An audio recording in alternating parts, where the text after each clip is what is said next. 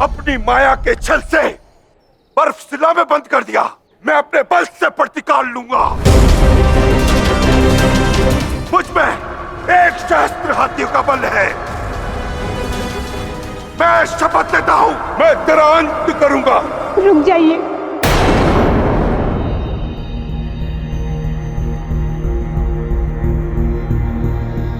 नहीं स्वामी, शब्द ब्रह्म बन जाते हैं। ऐसी अनंतकाली शपथ मत लीजिए स्वामी। हिडिंबा तुम? हाँ भीम, हिडिंबा तुम्हारी पत्नी।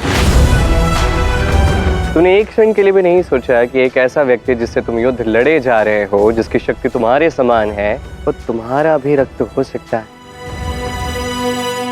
ये है तुम्हारा पुत्र महाबली घटोत्कच।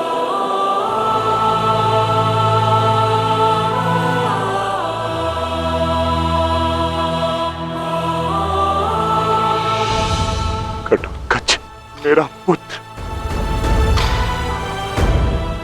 हाँ स्वामी, यही मेरा और आपका पुत्र है। मेरा पुत्र, मेरे पिता।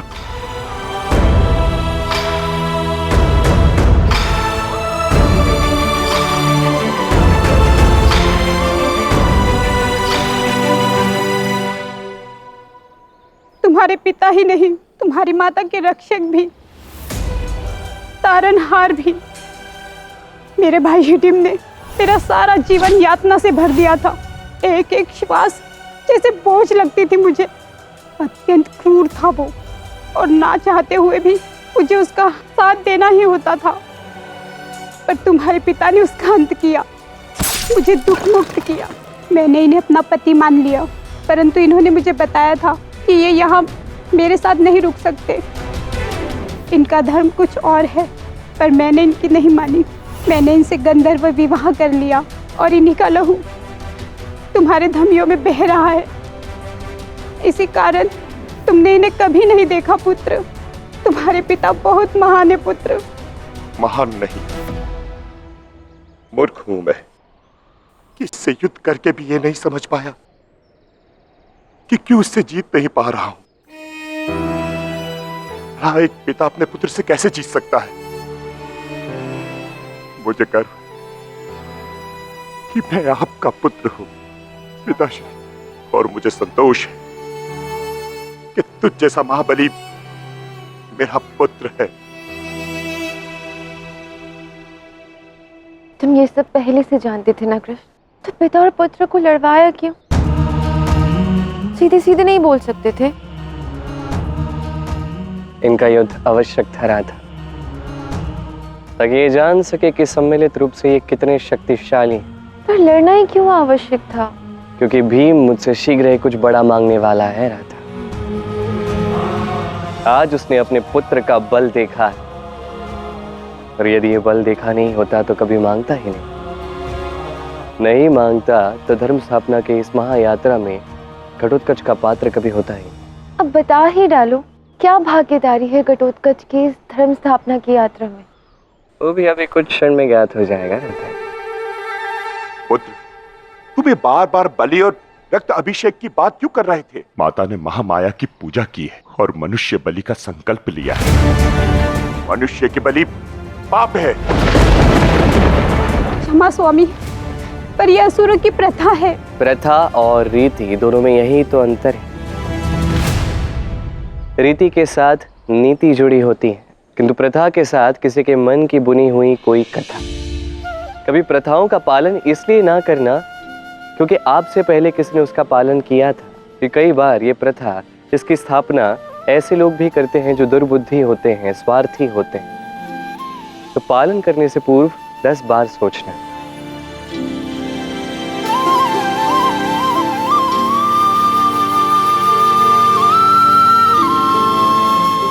घटोत्कच, हिडिंबा, संसार ईश्वर ने रचा है, तो सारे जीव, सारे प्राणी ये तो ईश्वर की संतान हुए ना। तो संतान एक दूसरे की बलि दे रहे हैं, ये ईश्वर को अच्छा क्यों लगेगा? श्री कृष्ण, क्षमा करें हमें। सत्य वचन, हमसे बहुत बड़ी भूल हुई है। मैं कहता हूं इस प्रथा का अंत यहीं पे कर दो, और सारा परिवार साथ मिलके देवी महामाया की पूजा करो।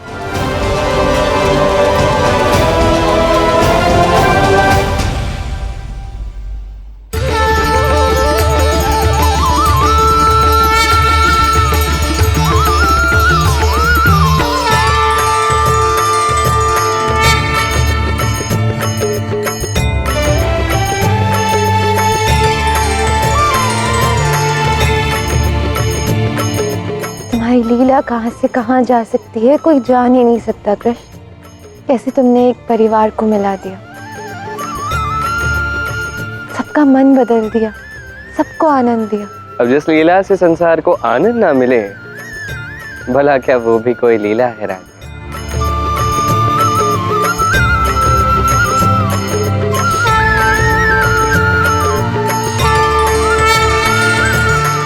पुत्र घटोत्कच, मुझे श्री कृष्ण के बारे में बताओ, कौन है ये?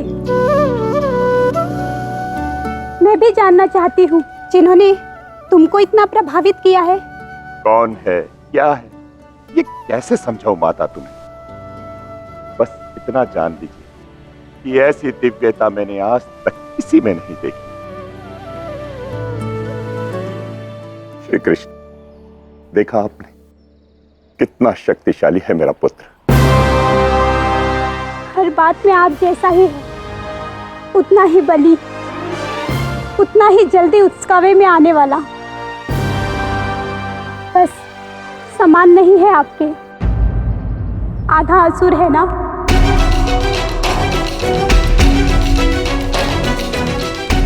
सम्मान नहीं है तो होगा। श्री कृष्ण, मैंने आपसे कभी कुछ नहीं मांगा। एक आशीर्वाद दे, एक वचन दे कि मेरा पुत्र मुझसे भी अधिक बली बने। वो जीवन में कुछ ऐसा करे जो उसके पिता ना कर सके, कुछ ऐसा महान कार्य करे कि इतिहास उसे स्मरण रखे। ना केवल राक्षस जाति बल्कि मानव जाति उसे प्रेम और सम्मान से स्मरण करे। प्रभु,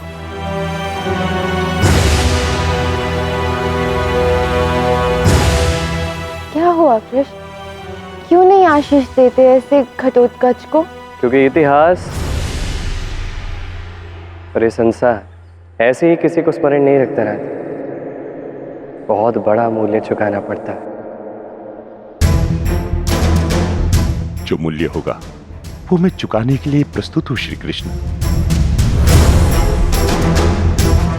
बस मैं चाहता हूं कि मेरे नाम से मेरे पिता का सम्मान बढ़े। अपने पिता की इच्छा में पूर्ण करूंगा, यदि प्राण देना पड़े तो भी दूंगा। पर यह असुर कुल और अपने माता पिता का गर्व बढ़ाएगा ये घटोत्कच।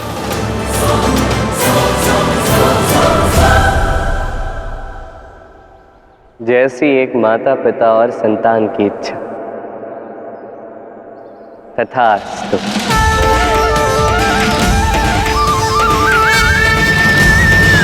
घटोत्कच, तुम इस संसार के रहने तक सम्मान से स्मरण रखे जाओगे। समय आने पर तुम अपने पिता, अपने परिवार, अपने कुल की ऐसी सहायता करोगे जो कभी कोई कर नहीं सका।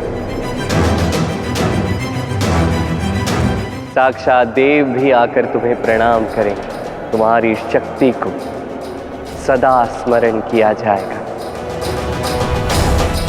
मनुष्य जाति की उस महागाथा में भी, जिसमें संसार के सबसे बड़े वीर होंगे, उसमें भी तुम्हारा नाम सबसे ऊंचा होगा।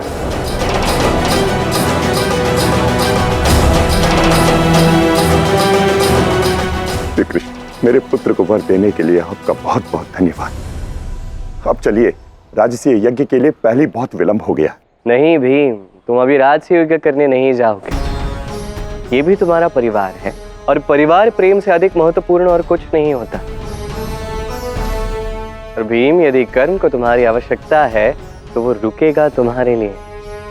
इसलिए अभी तुम कुछ प्रेम भरे क्षण अपने परिवार के संग बिताओ। हम सब तुम्हारी प्रतीक्षा करेंगे इंद्रप्रस्थ की सभा में। धन्यवाद श्री कृष्ण, मुझे परिवार प्रेम का महत्व समझाने के लिए। आओ पुत्र, चलकर देखते हैं कि तुमने अपनी माता से और क्या क्या गुण सीखे।